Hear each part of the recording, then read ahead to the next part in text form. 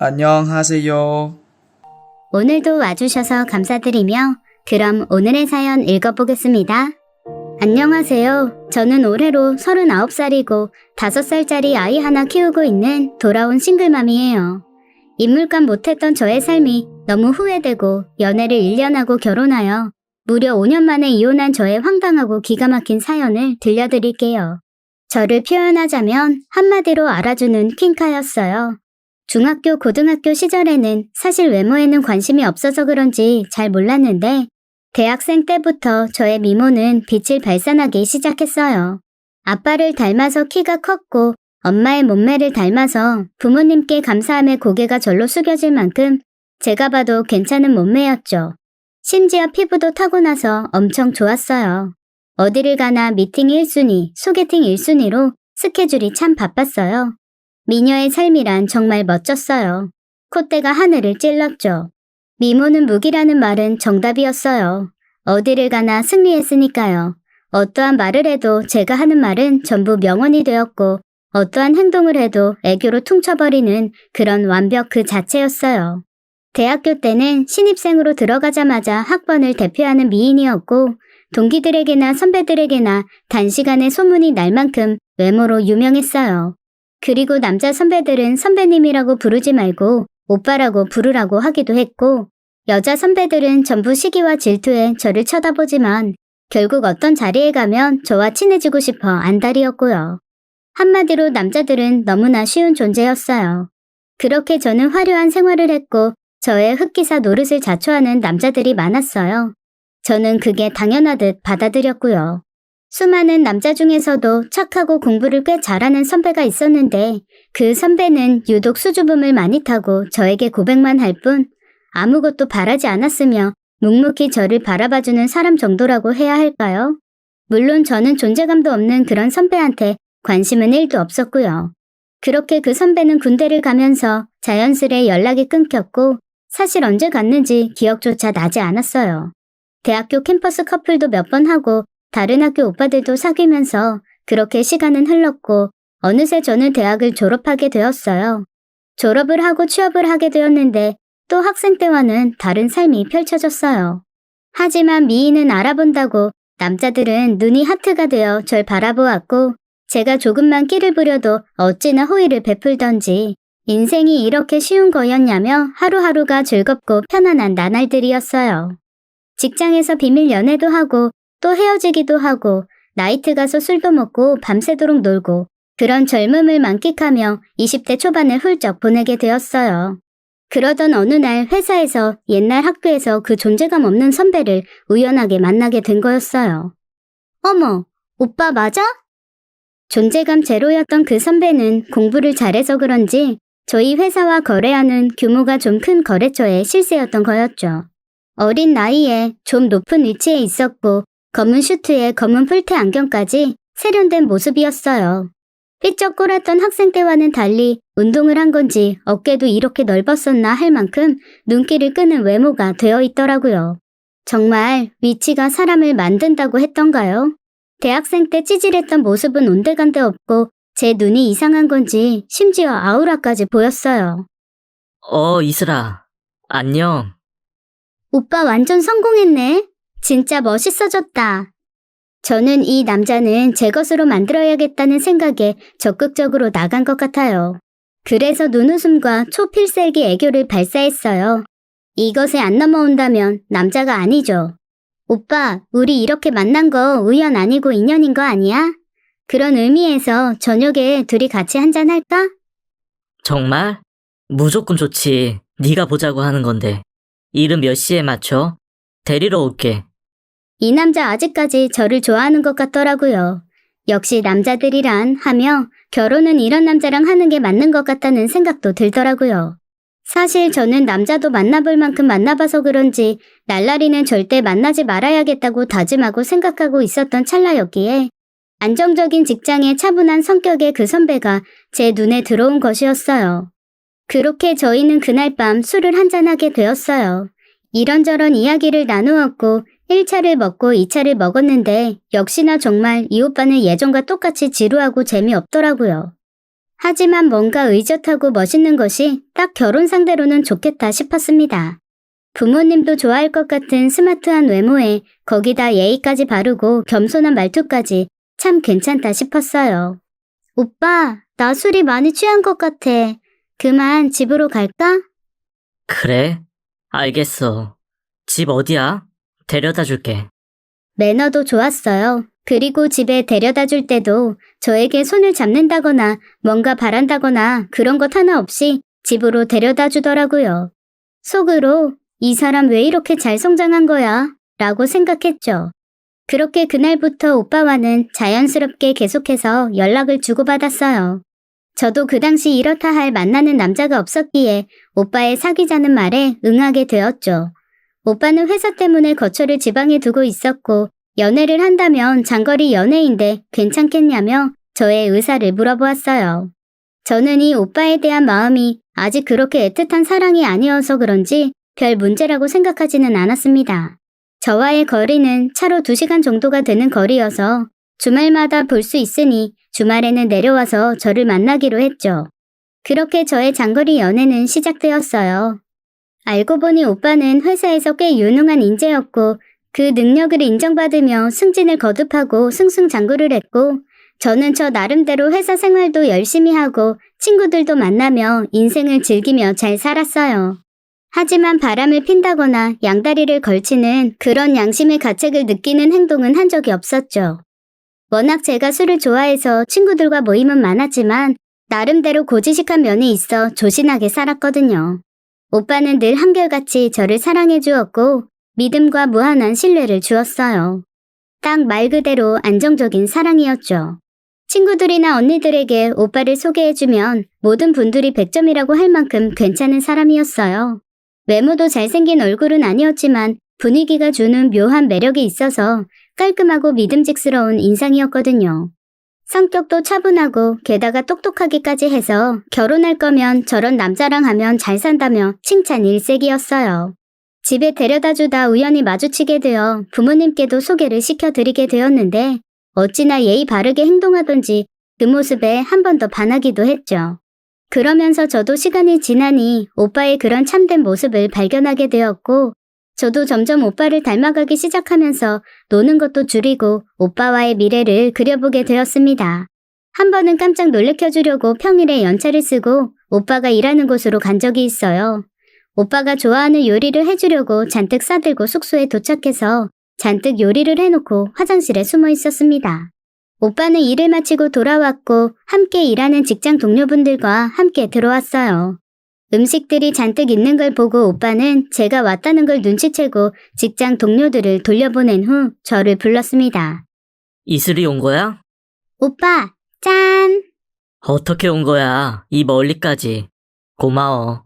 금세 오빠는 완전 감동한 얼굴로 저를 안아주었어요. 저도 너무 행복했고 이 남자와 평생을 함께하고 싶었습니다. 그렇게 달콤했던 연애를 1년 할 때쯤 제가 임신을 한 걸 알게 되었고 오빠는 프로포즈를 했고 모든 것을 저에게 맞춰준 결혼을 하게 되었습니다. 주말 부부로 사는 것은 전생에 나라를 구해야 살 수 있다고 했던가요? 딱 적당히 설렘도 있고 딱 적당히 서로의 자유도 있고 늘 연애하는 기분으로 그렇게 살게 되었어요.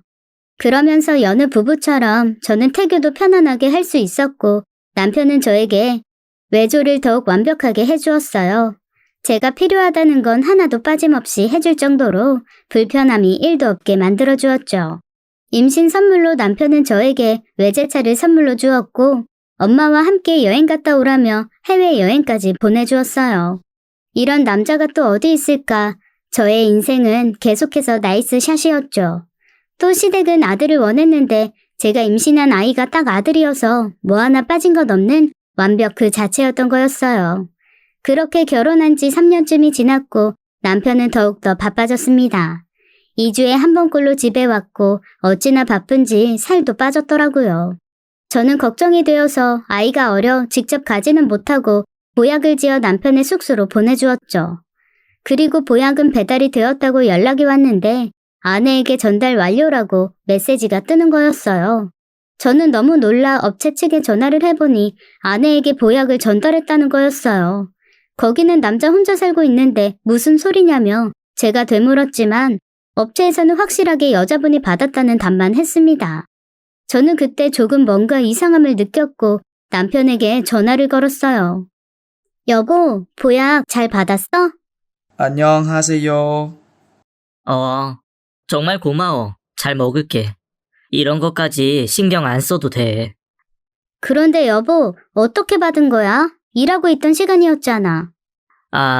마침 그때 청소해 주시던 아주머니가 계셔서 대신 받아주셨어.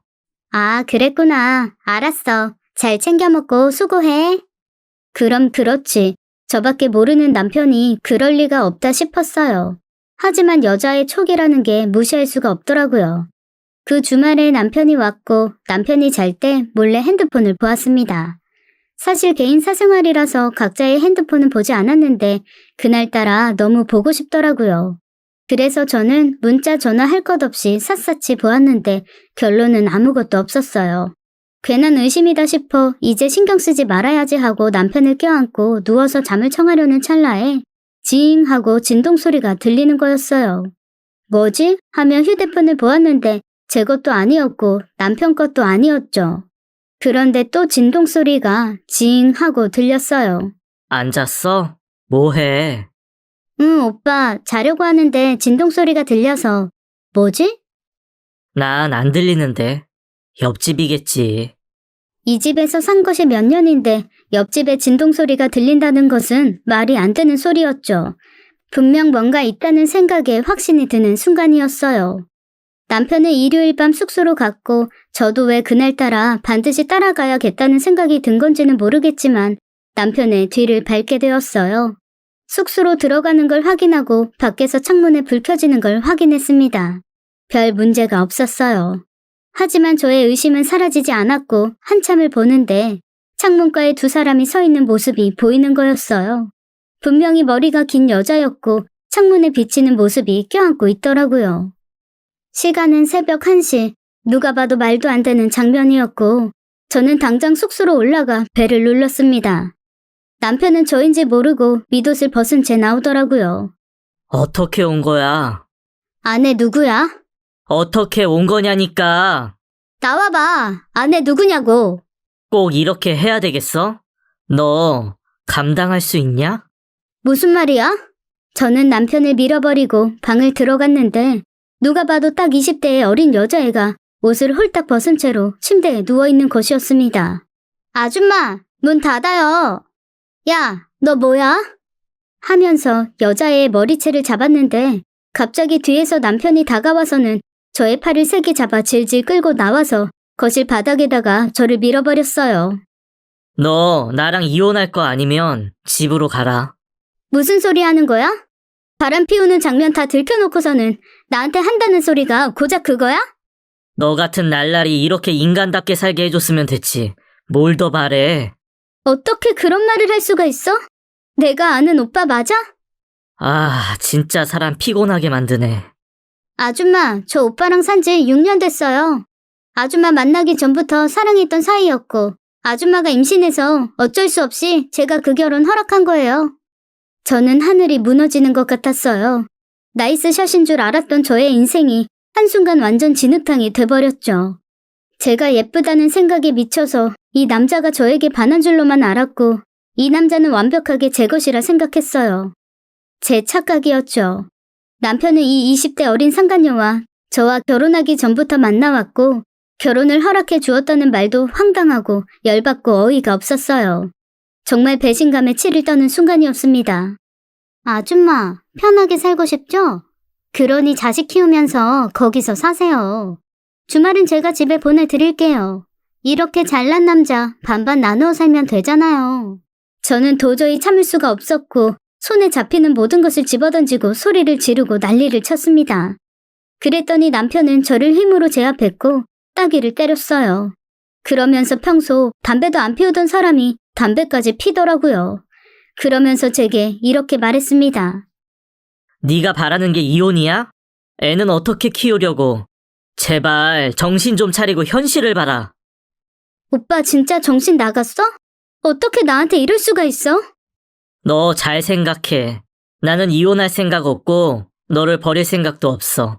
내가 두 집 살림 한다는 것뿐 달라지는 것도 없고. 제정신이야? 이게 말이나 되는 소리야? 대화가 안 되네. 혼자 여기에 있던지 알아서 해. 저는 오빠를 있는 힘껏 붙잡았고 오빠는 그런 저를 발로 차고 밀어버렸죠. 완전히 자존심은 뭉개졌고 비참하기 짝이 없었어요. 그저 제가 할 수 있는 일은 목 놓아 우는 것, 그리고 후회밖에 없었어요. 그렇게 오빠와 여자애는 떠나버렸고 저는 그 자리에서 가슴이 터져라 엉엉 울었어요. 모든 것이 사기였고 그렇게 콧대 높았던 저는 헛똑똑이가 되었어요. 그냥 살기가 싫더라고요. 오로지 끝이라고 이웃만을 생각하며 집으로 가는 길에 문득 이런 생각이 들었습니다. 남들 눈에는 내 인생은 모든 이들이 부러워하는 100점짜리의 인고 부부라는 점이 제 발목을 잡더라고요. 잘 살고만 있는 줄 아는 부모님께도 저만 눈 감으면 되는 일이었고, 그리고 이제껏 저의 삶에 들였던 제 시간과 노력들, 누리고 살았던 많은 것들을 포기할 수 없어 여러 가지 만감이 교차하였습니다. 말도 안 된다는 걸 알면서도 저는 저와 아이만을 생각하며 이를 꽉 깨물고 집으로 돌아갔어요. 그런 후 반포기 상태로 오빠에게 문자를 보냈어요. 오빠 말대로 나 오늘 못 본 걸로 할게. 그렇게 해. 잘 생각했어. 치가 떨리고 몸서리가 쳤지만 나만 눈 감으면 되지, 나만 참으면 되지 싶었어요. 오빠는 소름 끼치게도 그 일이 진짜 없어진 것처럼 똑같이 주말이면 어김없이 와서 좋은 남편, 좋은 아빠, 좋은 사위 흉내를 아무렇지 않게 했고 예전으로 완벽하게 또 돌아와 있었어요. 그리고 몇 달 후 바람피고 있던 상간녀 여자애한테 문자가 한 통 왔습니다. 언니, 저 오빠 가만두지 않을 거예요. 아이도 있고 같은 여자로서 불쌍해서 말해주는 거예요. 지금부터 전 일주일 후에 오빠를 무너뜨릴 계획이니 알아서 하세요. 이건 또 무슨 일인지 싶었습니다. 너무 황당하고 어처구니가 없어서 문자는 그냥 무시해버렸어요. 그리고 그쯤 마침 부부 공동으로 넣었던 투자금이 만기가 되어 재투자를 하라면서 연락이 왔어요. 오빠의 통장 관리는 제가 했던 부분이 있었고 그 상간녀의 문자 내용이 생각났죠. 그래서 꽤 큰 돈이라 혹시나 싶어 만기가 된 투자금은 제 비자금 통장에 넣어두었습니다. 아니나 다를까 일주일 후 그 상간녀는 자신과 찍었던 동영상과 남편과 바람 피우고 있다는 증거들이 담긴 문자 내용을 회사 사내 게시판에 당당하게 올렸고 결국 모든 것이 오픈되어 쓰레기보다 더 못한 폐기물로 만들어버리는 아주 과감한 행동을 해버린 거였어요. 남편은 이 일을 계기로 회사의 징계로 휴직이나 감봉 정도로 끝난 게 아니라 회사에서는 바로 해고 처리가 되었습니다. 그리고 회사의 이미지 타격에 관한 명예훼손으로 손해배상 청구까지 당하는 등 진행했던 프로젝트의 실패, 업무 조작과 여러 가지를 책임을 물어 고소까지 당하게 되었어요. 하지만 뭔가 좀 과하다 싶었습니다. 아무리 큰 잘못을 했다고 하더라도 지난 몇 년의 세월 동안 남편은 회사의 일을 자신의 일처럼 도맡아 했고 인생을 올인했다고 해도 과언이 아닐 정도로 일적으로는 인정받아 회사의 기여도가 그 누구보다 컸어요. 그래서 젊은 나이에도 빠른 승진을 몇 번이나 했으며 고향을 떠나서 거처를 옮겨 다니며 회사의 모든 걸 바치고 희생을 했죠. 공로상도 몇 번이나 받은 그 사람이 아무리 바람을 폈다 치더라도 고소까지 당하는 것은 좀 의아하게 생각됐습니다. 심지어 다시는 그 업계에 발을 들이지 못할 정도로 몰상식의 파렴치한으로 추방까지 되어버렸더라고요. 회사에서 왜 저렇게까지 할까라는 생각을 한 것도 잠시 저는 그 다음날 바로 왜 그런 건지 숨겨져 있던 진실을 바로 알 수가 있었습니다. 남편의 최측근인 최 비서에게 전화가 왔어요. 그리고 모든 진실을 제게 이야기해 주었죠. 글쎄 그 20대 상간녀는 바로 남편 회사의 회장 외동딸이었어요. 남편은 첫 직장에서 자신의 모든 것을 바쳤고 어느 순간부터는 더 클 수가 없었던 탓에 고민하던 찰나 빗나간 야망으로 회장의 외동딸을 꼬시려 했던 거죠. 하지만 외동딸은 당시 고등학교 3학년의 나이였고 현실적으로 불가능하단 걸 아는 순간 공부를 잘했던 남편은 머리를 굴렸고 그 고등학생이었던 상간녀를 좋은 대학에 보내준다는 핑계로 자처해서 과외를 시켜주었다고 해요. 그렇게 과외를 하며 또 이성에 대한 공부까지 시켜주었고 외동딸은 자연스럽게 남편에게 반하면서 20살이 되자마자 남편과 교제를 시작하게 된 것이라고 했어요. 안녕하세요. 그렇게 교제를 하면서 회사의 기밀은 상간녀를 통해 빼내올 수 있어서 쉽게 승진도 하고 회사에서 인정받으며 자신의 야망을 채워나가게 된 거라고 했습니다. 그런데 남편의 계획과는 달리 회장은 절대 둘 관계를 인정해주지 않았고 딸을 회사에 이득이 되는 큰손 투자자의 아들과 정략 결혼을 시켰고 둘을 혼인시켜버린 거였어요. 하지만 남편과 상간녀는 헤어질 수 없을 정도로 뜨거운 연인 관계였기에 정략 결혼 후에도 그 관계를 몰래 유지하면서 지냈지만 회장이 계속해서 의심하고 압력을 넣는 바람에 어쩔 수 없이 남편도 결혼을 해야 했던 거였어요. 그렇게 상간녀와 합의하여 명령 아닌 명령으로 저와 결혼을 하게 되었고 정상적인 부부로 비춰줘야 했기에 저와 아이까지 갖게 되었다고 했습니다. 그렇게 시간이 흘렀고 남편은 어느 정도 자신의 야망이 채워지자 또 눈을 돌리기 시작하여 2명의 여자와 사귀는 것도 모자라 자주 다니던 식당에 20대 여자 아르바이트생을 꼬셨고 그것을 그 회장의 딸인 상간녀에게 들켜서 사건이 터져버렸던 것이었죠. 상간녀는 이에 분노하여 저에게도 통보를 하고 모든 것을 물거품으로 만들어버린 거였어요. 그렇게 전부 오픈되어 버리고 회장은 바로 남편을 해고했고 회장의 딸 20대 상간녀도 이혼을 당하고 해외로 이민을 보내버렸다고 했습니다. 정말 이 이야기를 듣고는 어처구니가 없었고 황당 그 자체였어요. 그러면서 마지막으로 비서가 하는 말이 저를 더 당황케 만들었죠. 사모님도 정신 차리시고 갈 길 가시길 바라겠습니다. 최 비서님, 이야기해 주셔서 감사드려요. 아닙니다. 같은 피해자끼리 알 건 아셔야 할 것 같아서 말씀드렸습니다. 무슨 말씀이세요? 같은 피해자라니요. 사실은 식당 아르바이트생은 제 여자친구였어요.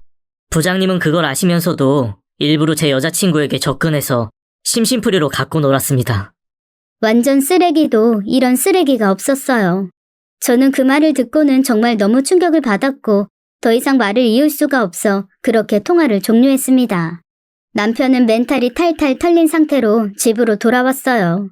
자신도 꼴에 맘고생을 했는지 얼굴이 헬쓱해져서는 저를 슥 쳐다보더라고요. 역시 조강지처밖에 없네. 나 이대로 무너지지 않을 거야. 기다려줘서 고마워. 무슨 소리 하는 거야? 우리 이혼해. 야, 내가 너 받아줄 때 가만히 있어. 이게 주제도 모르고 아직도 그런 소리를 하네. 주제도 모르는 건 바로 너지. 너 같은 놈을 받아줄 여자가 이 세상에 어디 있어? 넌 혼자 쓸쓸히 늙어갈 거야. 그리고 말년에 차가운 길바닥에서 객사를 하겠지. 이슬아, 이러지 말자. 내가 잘못했어. 너까지 나한테 이러면 나 정말 힘들어. 이슬아, 나 한 번만 용서해줘. 그리고 이제 우리끼리 잘 살아보자. 제발 그만 망가져. 협의 이혼 안 할 거면 소송 걸 테니까 그렇게 알아. 남편은 갑자기 돌변하여 무릎까지 꿇더니 저에게 매달리기 시작하는데 소름이 끼치더라고요. 자신이 일구어 놓은 모든 것들이 무너지니 정신이 나가버린 사람처럼 저에게 매달리더라고요. 사과하는 남편을 뿌리치고 저는 그동안 모아둔 비상금과 얼마 전 투자금 회수된 걸로 아이와 함께 살 집을 구했고 저는 이 모든 사실을 시댁에 이야기를 했어요. 시부모님들도 적지 않은 충격을 받으셨고 고소까진 하지 말라고 하시며 남편을 설득해 저와 합의 이혼을 해주었습니다. 그리고 시댁에서는 저에게 미안하다며 아이의 양육비와 생활비를 보조해 주시고 있어요. 물론 그것도 처음에는 받지 않으려 했지만 남편이 돈에 눈이 멀었던 거지 시부모님도 철석까지 믿었던 아들의 배신이라고 하시며 저에게 연신 사과만 하셨죠. 그렇게 시부모님께서는 지금은 저와 제 아들에게 평생 죄인으로 살겠다 하시며 용기를 주시고 좋은 말씀을 해주시더라고요. 처음에 이혼 후 어떻게 살아야 하나 자신도 없고 여러 가지 걱정이 앞서서 앞이 깜깜했지만 그때 당시의 얄팍한 판단으로 저런 남자와 살 수도 있었다는 걸 생각하니 지금도 아찔하네요. 상식을 벗어난 행동을 한 남편, 모든 걸 완벽히 해낸다는 듯이 잘난 척했던 저, 너무나 순진했던 바보 같아요. 적어도 제가 생각하지 못한 일들이었기에 아직도 상처는 남아있지만 그 속에서 벗어날 수 있었던 것만으로도 감사하며 겸손하게 살아야겠죠. 앞으로는 전 제 아들만 바라보며 꾸밈없이 솔직하게 살려고 해요. 저의 어리석은 과거를 반성하며 이만 이 글을 마치도록 할게요. 긴 저의 이야기를 들어주셔서 감사합니다. 지금까지 사연 읽어주는 남녀였습니다. 끝까지 함께 해주신 여러분 감사드리며 저희는 다음 사연으로 돌아올게요. 안녕하세요.